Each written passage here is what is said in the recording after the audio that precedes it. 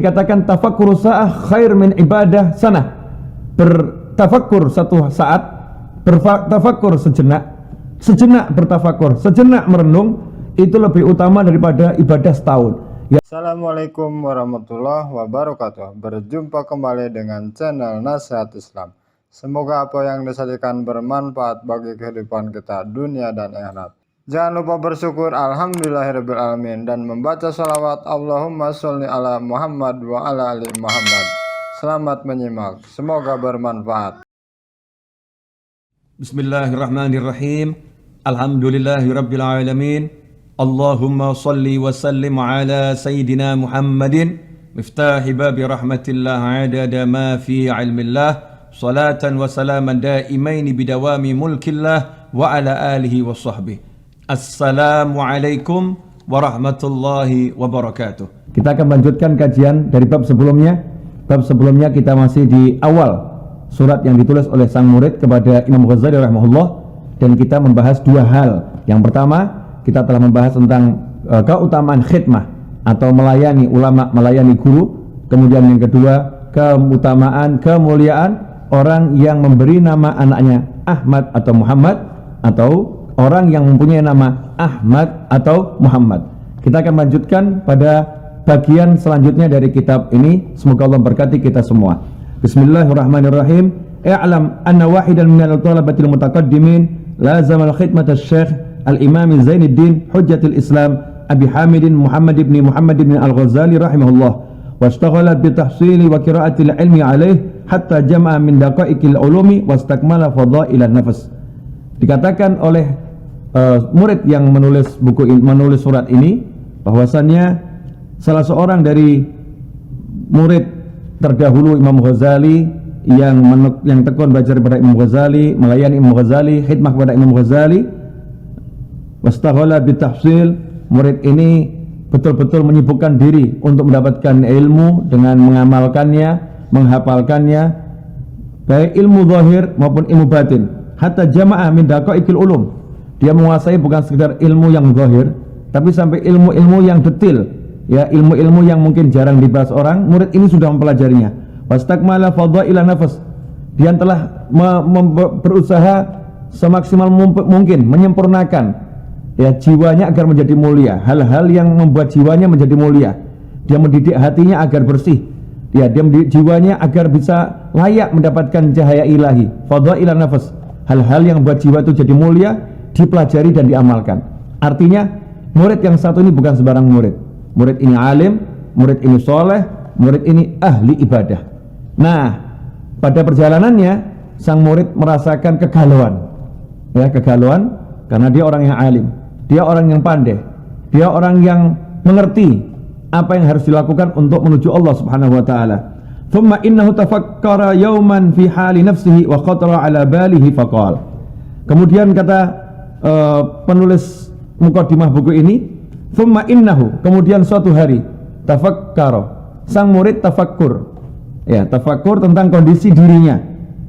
Kemudian di hatinya terlintas suatu dialog dalam jiwanya, ada ucapan yang menggema dalam hatinya. Kita akan pelajari dulu sedikit dulu, ya. Tafakkara yauman, suatu hari dia berpikir.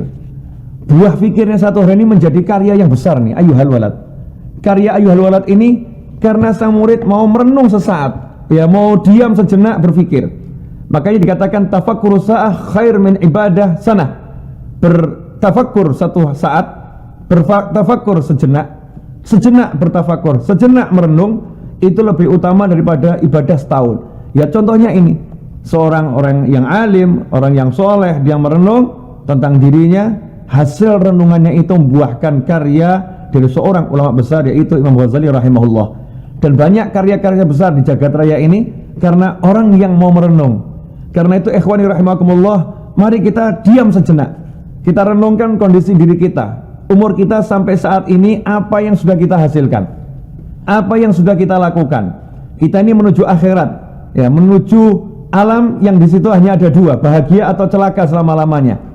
Tentunya kita ingin bahagia selama-lamanya, maka kita harus merenung.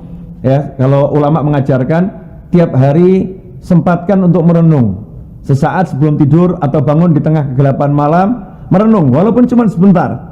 Apa yang kita lalui, apa yang kita lewati, kita renungkan betul. Kita mau kemana dan kita di mana. Insya Allah renungan itu lebih utama daripada kita sholat ribuan rakaat tapi nggak ada perenungan, sehingga kita nggak ngerti, ya nggak ngerti tujuan hidup kita, nggak ngerti jalan kita. Bisa jadi orang sholatnya banyak, tapi dia masih tersimpan riak di dalam hatinya, ujub dalam hatinya. Bangun malam hari, dia merasa hanya dirinya yang bangun, dia merasa lebih hebat dari orang lain. Ujub ini tersimpan dalam hati. Tapi kalau orang mau merenung, dia akan tahu, ya Allah saya punya kekurangan ini, ya Allah saya punya kekurangan ini, ya Allah saya akan begini, ya Allah saya akan begitu. Ini hasil renungan. Karena itu dikatakan tafakkur sa'atin khairun min ibadah sanah. Tafakkur sesaat lebih utama daripada ibadah setahun. Nah, saat merenung muncul ucapan dalam hatinya. Ucapan dalam hati ini ya sama dengan ucapan lisan, bahkan lebih tajam. Ucapan hati itu lebih tajam daripada ucapan lisan. Karena ketika hati berbicara akan menembus jiwa yang lain. Kalau lisan berbicara belum tentu menembus hati yang lain. Minas sudur ila sudur, dari hati menuju hati.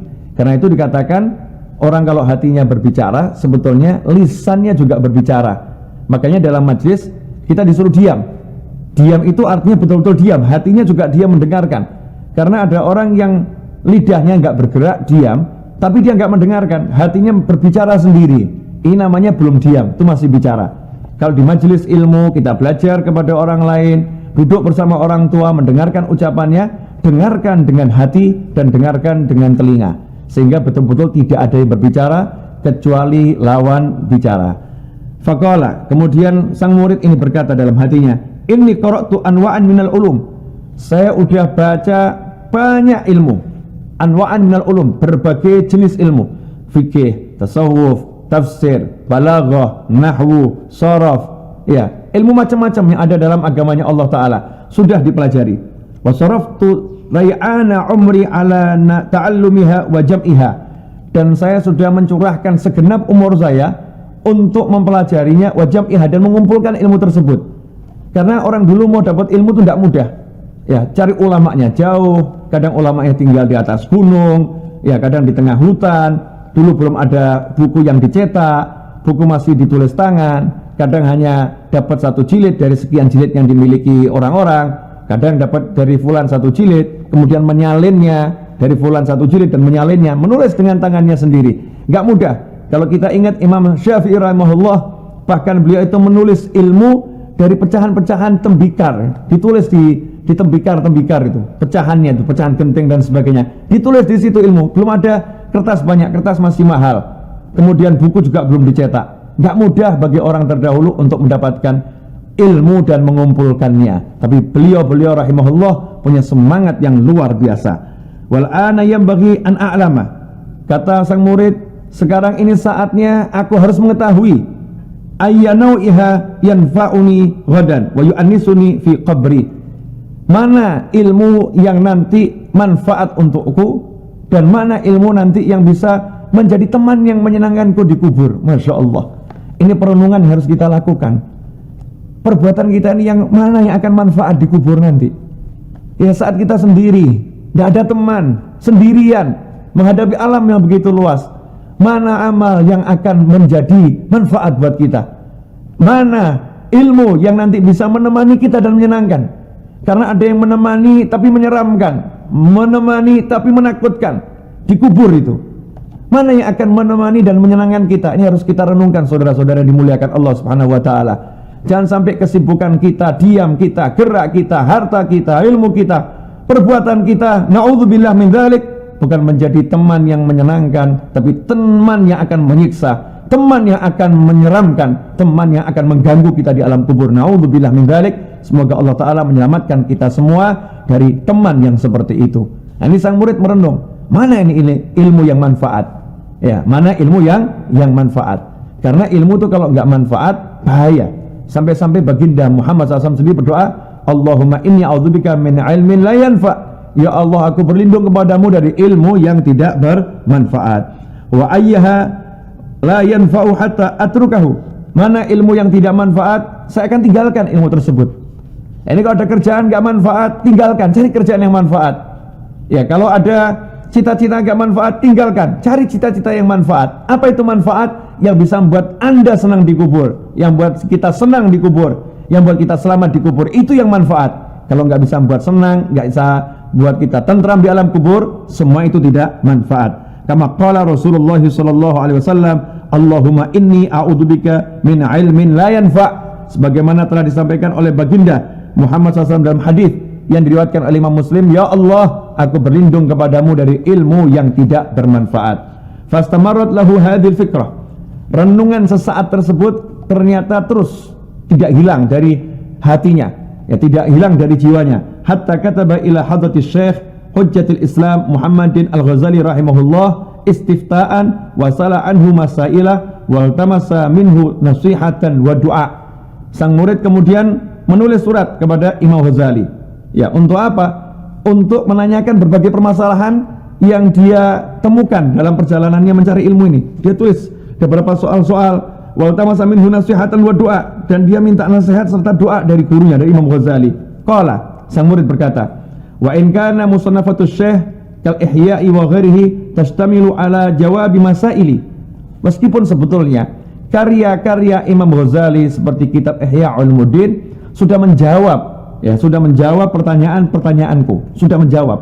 Ihya Ulumuddin itu memang Masya Allah menjawab pertanyaan kita semua. Kita butuh apa, cari di situ ada jawabannya. Ihya Ulumuddin, kitab yang diakui oleh Rasulullah SAW sebagai kitab yang manfaat, yang barakah, sebagaimana disaksikan oleh mimpinya para ulama. Ini kitab yang disenangi oleh Nabi Muhammad SAW, Ihya Ulumuddin. Kitab itu cukup sebetulnya, sudah menjawab pertanyaanku, kata murid. Tapi apa kata sang murid? Lakin maksudi ayaktuba syekhu hajati fi waraqatin takunu ma'i muddata hayati. Ini muridnya ngalem. Nah, murid ngalem sama guru tidak apa-apa, tapi jadi murid yang benar. Ngabdi sama gurunya, ikut sama gurunya, hormat sama gurunya, melayani gurunya. Nah, jadi orang alim, setelah itu ngalem, manja sama gurunya. Ngomong, saya ini pengen guru saya ini nulis jawaban saya di kertas, artinya pengen dibuatkan buku khusus, ya, yang nanti buku ini bisa ikut bersamaku sepanjang perjalanan hidup, akan jadi bekalku sepanjang perjalanan hidupku ini. Waraqat takunu ma'i muddata hayati wa amalu bima fiha muddata umri insyaallah ta'ala. Dan aku sepanjang hidup akan mengamalkan isinya insyaallah, ya, isi dari buku yang ditulis oleh guruku yang merupakan jawaban surat yang kutulis ini. Luar biasa, minta sama ulama bukan minta duit, minta sama ulama bukan minta urusan dunia nih. Ini mintanya urusan akhirat, dituliskan jalan menuju akhirat biar selamat. Dan yang minta dituliskan ini orang yang udah baca Ihya Ulumuddin, orang yang udah baca karya-karya Imam Ghazali, masih haus ilmu, masih takut akan kuburnya. Lantas bagaimana dengan kita, saudara-saudara yang dimuliakan Allah Subhanahu wa taala? Semoga kajian singkat ini mencerahkan saya pribadi khususnya, keluarga saya, dan seluruh umat Islam dimanapun Anda berada, khususnya Anda yang lagi menemani saya di layar monitor ini. Semoga keberkahan menyertai kita semua, dan semoga kita mendapatkan syafaatnya ulama, khususnya Imam Ghazali rahimahullah. Wassallallahu ala sayyidina Muhammadin wa alihi wasallam. Alhamdulillahirabbil alamin. Kurang lebihnya mohon maaf. Wassalamualaikum warahmatullahi wabarakatuh.